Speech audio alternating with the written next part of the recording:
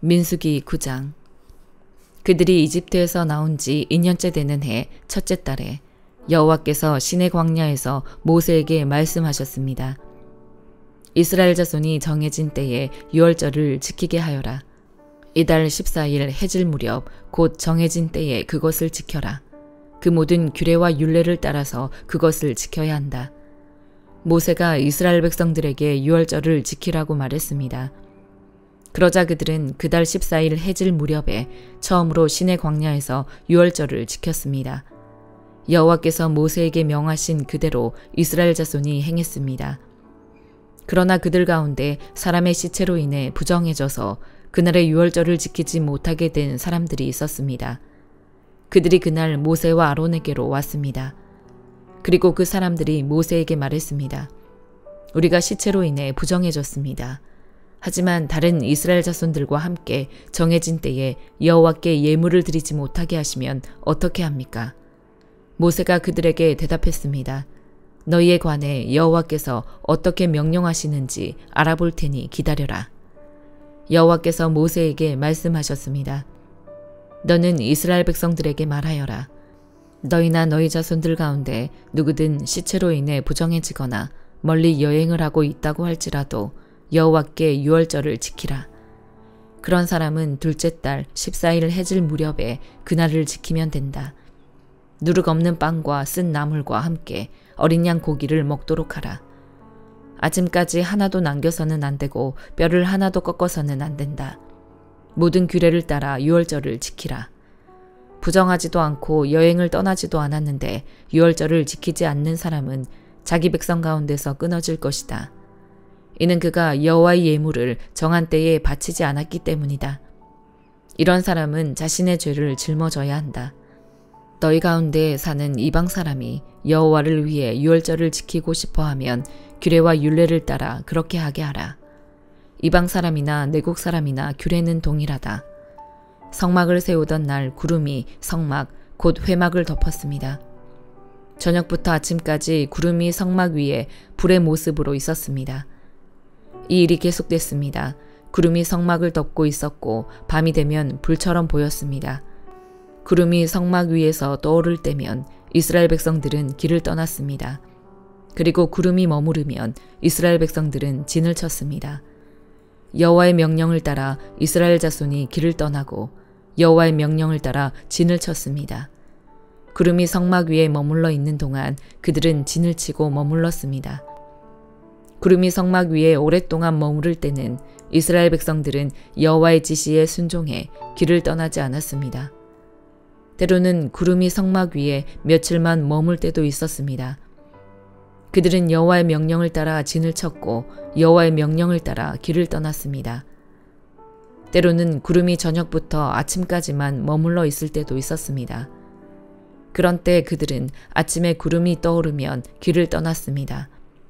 낮이든 밤이든 구름이 움직이면 그들은 길을 떠났습니다.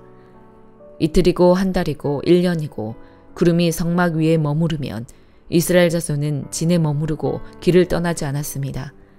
그러다 구름이 떠오르면 그들은 길을 떠났습니다. 여호와의 명령을 따라 그들은 진을 치고 여호와의 명령을 따라 길을 떠났습니다. 그들은 여호와께서 모세를 통해 하신 여호와의 명령에 순종했습니다. 시편 45편. 내가 왕을 위해 아름다운 시를 읊조리게 되니 마음이 떨리지 않을 수 없습니다. 내 혀는 능숙한 작가의 붓입니다. 왕은 사람이 낳은 이 가운데 가장 아름다운 분입니다. 왕의 입술 안으로 은혜가 쏟아졌으니 하나님께서 왕에게 영원한 복을 주셨습니다. 오 지극히 강하신 이여, 왕의 칼을 옆에 차고 영화와 위엄으로 옷 입으소서. 왕은 진리와 겸손과 의를 위해 위엄 있게 말을 타고 당당히 나가소서. 왕의 오른손이 두려운 일들을 가르쳐 줄 것입니다. 왕의 화살이 날카로워 왕의 적들의 심장을 뚫으니 그들이 왕의 발 아래 쓰러집니다. 오 하나님이여, 주의 옥좌는 영원할 것이며 주의 나라의 규는 공의의 규가 될 것입니다.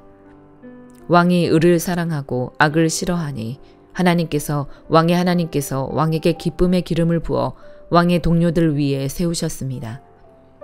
왕의 모든 옷에서 모략과 알로에와 계피 향이 나며 상하궁에서 흘러나오는 현악 소리가 왕을 기쁘게 합니다.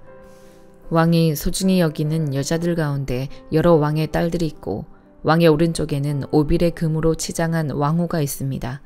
오 딸아, 듣고 생각하고 귀를 기울여라. 네 백성들과 네 아버지의 집은 이제 잊어버려라.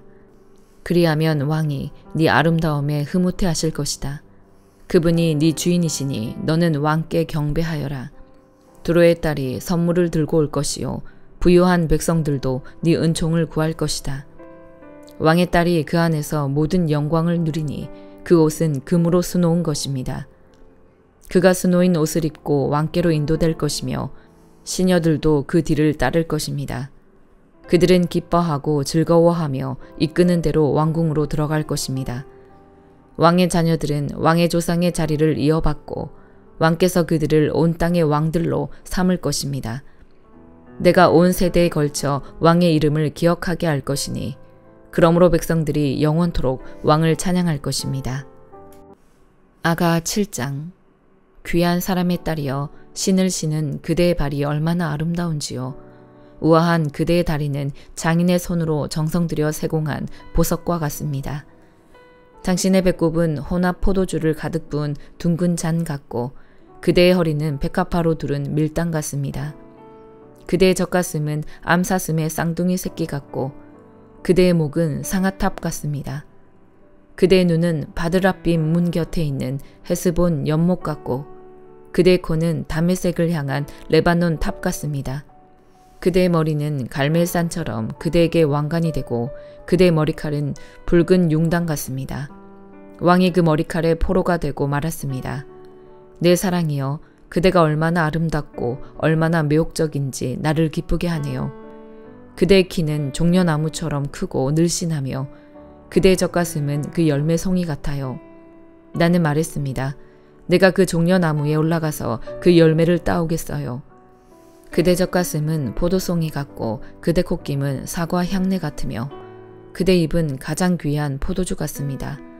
그 포도주가 내 사랑하는 그분에게로 가서 그 입술과 이로 부드럽게 흘러가기를. 나는 내가 사랑하는 그분의 것이고 그분의 마음은 나를 향해 있습니다. 내가 사랑하는 분이여, 우리 함께 들로 나가요. 그곳 마을에서 밤을 지내요. 이른 아침 포도원에 나가 포도싹이 돋았는지 꽃이 피었는지 석류꽃이 피었는지 함께 봐요. 거기서 제 사랑을 드리겠어요. 자귀나무가 향기를 바라고 우리 문 앞에는 온갖 탐스러운 열매들이 있어요. 새 것도 묵은 것도 내 사랑하는 분이여, 내가 당신을 위해 간직해 두었답니다. 히브리서 7장. 이 멜기세덱은 살렘 왕으로 지극히 높으신 하나님의 제사장입니다. 그는 왕들을 이기고 돌아오는 아브라함을 만나 축복했습니다. 아브라함은 모든 것의 10분의 1을 그에게 주었습니다. 그의 이름의 뜻은 첫째로 의의 왕이고 다음으로 살렘 왕, 곧 평화의 왕입니다. 그는 아버지도 없고 어머니도 없고 족보도 없습니다. 생애의 시작도 없고 생명의 끝도 없지만 하나님의 아들을 닮아 항상 제사장으로 있습니다. 그가 얼마나 위대한지 생각해 보십시오. 족장 아브라함도 그에게 10분의 1을 바쳤습니다. 레위 자손 가운데 제사장 직분을 받은 사람들은 자기 형제인 백성들도 아브라함의 허리에서 나왔지만 율법을 따라 그들에게서 10분의 1을 거두라는 명령을 받았습니다. 그러나 이들로부터 나오지 않은 이 멜기세덱은 아브라함에게서 10분의 1을 취했고 약속을 받은 그를 축복했습니다. 두말할 필요 없이 축복은 윗사람이 아랫사람에게 하는 것입니다. 앞의 경우는 죽게 될 사람들이 10분의 1을 받았고 뒤의 경우는 살아있다는 증거를 받은 사람이 10분의 1을 받은 것입니다. 말하자면 10분의 1을 받는 레위도 아브라함을 통해 10분의 1을 바쳤다고 할 수 있습니다. 이는 멜기세덱이 아브라함을 만났을 때 레위는 아직 조상의 허리에 있었기 때문입니다. 만일 레위 계열의 제사장 직분을 통해 완전함을 얻을 수 있었다면 그런데 백성들은 이것을 근거로 율법을 받았습니다.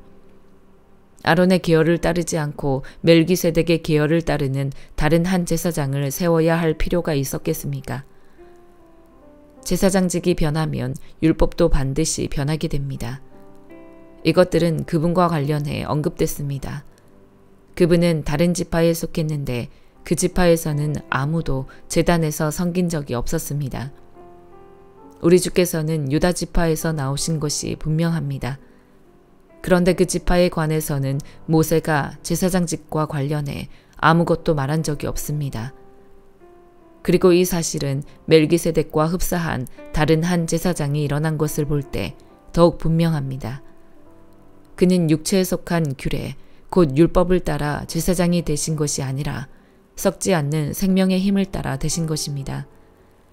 그렇기 때문에 너는 영원히 멜기세덱의 계열을 따르는 제사장이다라고 선포됐습니다. 전에 있던 계명은 약하고 효력이 없어 폐지됐습니다. 이는 율법이 아무것도 완전하게 할 수 없기 때문입니다.